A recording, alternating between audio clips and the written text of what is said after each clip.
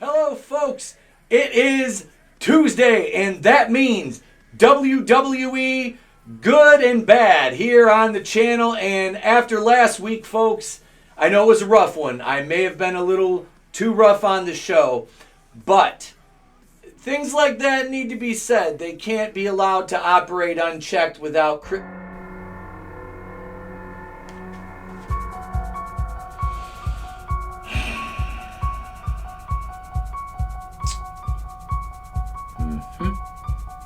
I know it's October 1st, but I have a review to do. We got a lot of stuff today. We got a show tonight. Look, I know you're a man of few words, but just hang out in between. We'll okay. All right. I get it. Folks, All-State Arena, WWE Monday Night Raw, go-home show before Bad Blood. Let's talk about the good and the bad. Thanks, Mike. Michael.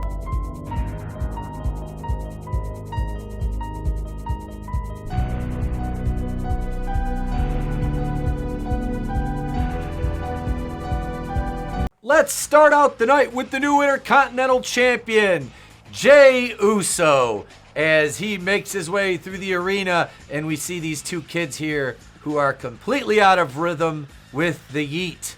Yeet! No yeet! Yeet! No yeet! Jey introduces his son Jace, which is a great moment, honestly. I know I dog on this guy a lot, but I mean, he's not a main eventer. This guy is in probably the right spot for him right now, but it's nice to see him get a moment with his son like this. I'm sure that meant a lot to the young man to see his dad, that up close and be part of it in his entrance. But Jey Uso makes his way down arena, responds to him.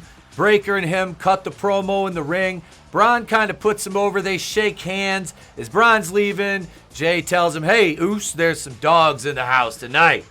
And Braun responds to that. They're getting ready to turn this guy babyface. He's on to bigger and better things. There's a bright future ahead for this young man.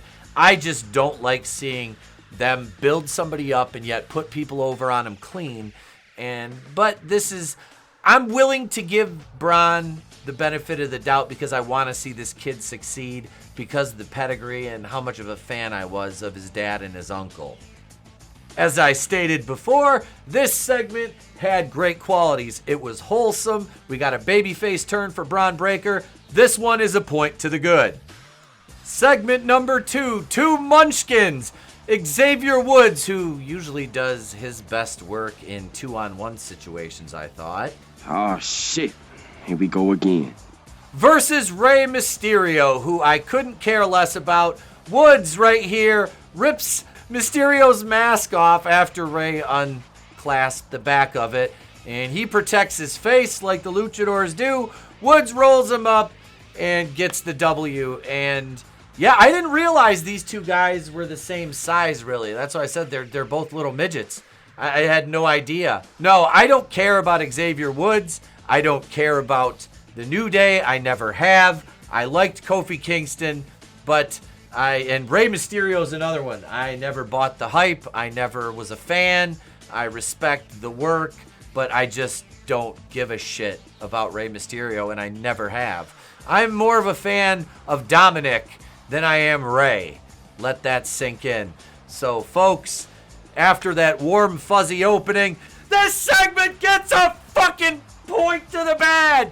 Jesus Christ, get the fucking get out of here.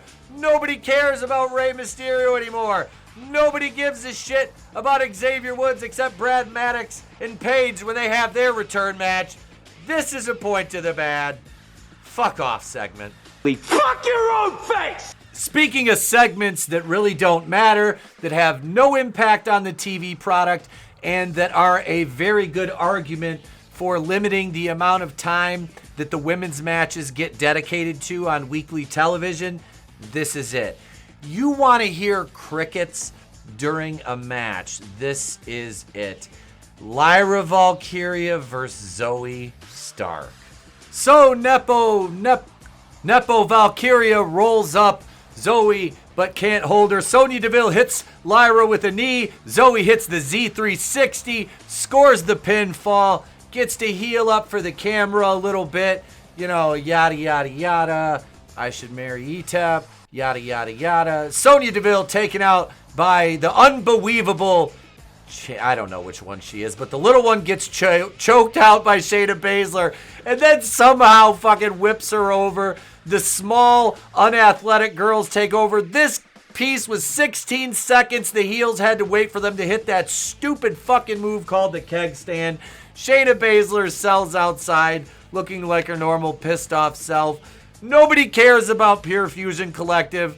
And Caden Carter and Katana Chance and Lyra Valkyria are just... Nobody cares. Nobody cares.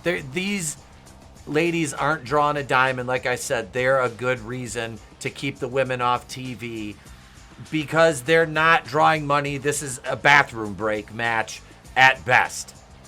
So, I mean, this was a fucking dumpster fire. Keep one women's match a week and the rest of it, do a backstage promo. You don't have the talent or the know-how to book these, and nobody wants to see these women anyway. Let's face it, this is all just filler for them. Segment 4 is on the way, and oh god, it's CM Punk and Drew McIntyre, and yep, it's another promo spot, folks, because there's no way either of these two would have a match on free TV because one of them is a star and one of them is a washed-up has-been who tried MMA, got his fucking ass beat, and came back to wrestling so he could be put over on guys that could one-shot him with a fucking left jab. And we're supposed to suspend our disbelief as they'll probably put Punk over on Saturday for some fucking reason and bury Drew McIntyre again. Oh my god, this segment. And another one that was fucking terrible. Jesus Christ, that's 2 dumpster fires in a row, ladies and gentlemen. I don't know if I can make it all the way through this show. Holy shit, it's a good thing I'm not reviewing SmackDown because this is one of those things that makes you go... Doesn't work for me, brother. Segment 5, the Judgment Day versus the LWO with Ria Ripley and Damian Priest running. I don't want to come. Judgment Day versus LWO. Don't give a fuck. Didn't pay attention to who won. It's irrelevant. The Judgment Day are jobbers. Ria Ripley interrupts Liv's promo. She comes down to the ring, and this is the main bone of contention of this segment. Damian Priest comes in and starts picking off the jobbers one by one and leaving Dom and Liv to face off with Rhea in a 2-on-1, which, how do you think that goes if you're not Xavier Woods? How do you think that 2-on-1 goes? Well, Before this rant, let me say this. I absolutely love Ria Ripley. I don't think her character's taking a good direction right now, but I absolutely adore her. I think she's beautiful. And this being said, this entire, hey, I'm going to beat the shit out of a 200-pound man consistently that could, like I said, probably one-shot me because WWE is in this modern frame of mind that any woman can beat any man at any time, no matter the size difference, no matter any factor. He could have a tank and she could be 110 pounds and she would physically dominate him. This is indie-rific. This is antithetical to the suspension of disbelief, and until this is done, we're not going to see things stop being ruined by this unbelievable bullshit. In a sport that into itself is completely unbelievable, seeing Ria Ripley beat the shit out of Dom, even though, like I said, he's not a big guy, he could beat her ass. Like, come on, I don't want to see men obviously just pummeling women. That's why they shouldn't be coming into contact at all. You know, if the Dudleys put Mae Young through a table, well, then they're fucking meant to be heels. It doesn't do anybody any good for a fucking woman to beat the shit out of a man, and then you're supposed to believe when he beats another man. It doesn't make sense. The mental gymnastics behind this booking and this rationale and thought process are utterly mind-boggling to the sheer amount of idiocy and lunacy that goes into this. This segment was fucking garbage. It was fucking garbage. Women. Fans,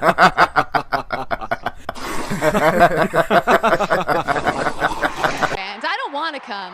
Now the lightning round. Fucking Kofi Kingston loses to Chad Gable after Xavier Woods cost him the match. And the Alpha Academy celebrate. Wow, okay, cool. What are we going to do? The fucking fat jobbers, Occam and Razor, beat The Miz and R-Truth after Miz turns on him. And homeless, cock-sucking, communist piece of shit, Sami Zayn, hits Gunther with a fucking exploder but takes a powerbomb leading into their match. And who fucking cares, folks? No, and I don't care. So after segment 6, 7, 8, and 9, they're all fucking bad. We got 1 good point, 8 bad points. And if you think I'm being too rough on the show, I'll slap you in the mouth and call your mom a hoe. All right, here we are, main event. I've been waiting for this one since these two started to lock horns and beat the hell out of each other. I just hope we have a good old-fashioned hoss fight. There's nothing stupid. There's no chicanery. There's no garbage setups, things happening that wouldn't happen, that we don't need to oh no. Yep, that's me. You're probably wondering how I ended up in this situation. Oh, the replex of the big man! The whole ring just collapsed! The ring just collapsed! Part of me wants to say I'm not mad at this spot, but the part of me that is mad at this spot is mad at it because it's been done so many times and the ring was so clearly gimmicked.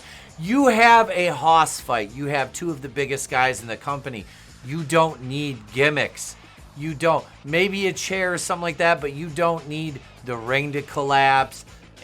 All this gaga that takes away from the actual participants in the match. You know, that's the problem with this overbooked shit. Oh, we gotta have the ring fall apart because they're huge. We can see they're fucking huge! Jesus. The segment was salvageable though, but then out of nowhere appears a 215-pound twink who usually dresses like he raided Liberace and Elton John's closet while they were fucking.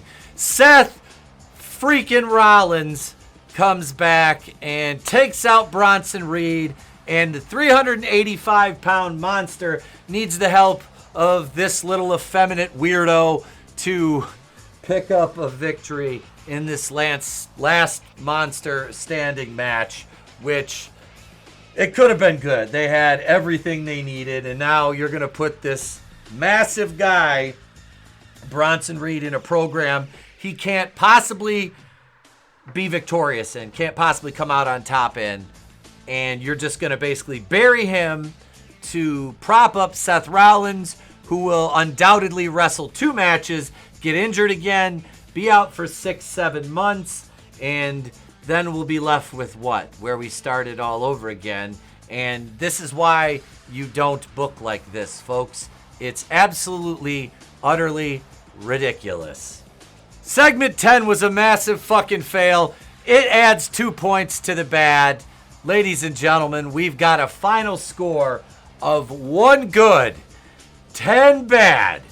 Meaning that not only did I spend 4 hours producing this review, but this show, folks, well,